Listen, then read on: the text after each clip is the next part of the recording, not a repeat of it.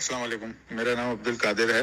मैं आलमबाग थाने के पास पुरानी हॉस्पिटल वाली गली में रहता हूँ।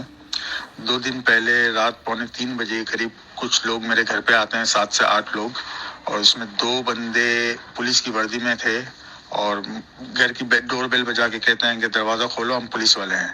तो मैंने उनसे अर्ज़ किया, भाई क्यों खोलूँ? तो उन्होंने बोला, आप दरवाज़ा खोलें, हमें आपसे बात करनी है। तो मैं थोड़ा सा कंफ्यूज हो गया और मैंने उनको बस अचानक कह दिया कि मैं 15 पे कॉल कर रहा हूँ। तो मैंने 15 पे कॉल मिलाई है और दरवाज़ा बंद करके और 2-3 बैल उन्होंने बजाई है और भाग गए हैं। तकरीबन 7 से 8 लोग थे और अल्लाह आपका भला करे, इन्होंने कैमरों पे स्प्रे मारे हैं और रीवो में आए थे। इसकी वजह से मैंने थाने में भी एप्लीकेशन दे दी है, CPLC में भी एप्लीकेशन दे दी है, लेकिन इसकी तरफ से कोई एक्शन नहीं हो रहा है। मेरे घर वाले डरे हुए हैं, हम सब डरे हुए हैं। एक माहौल घर का ख़राब हुआ है बिल्कुल ही।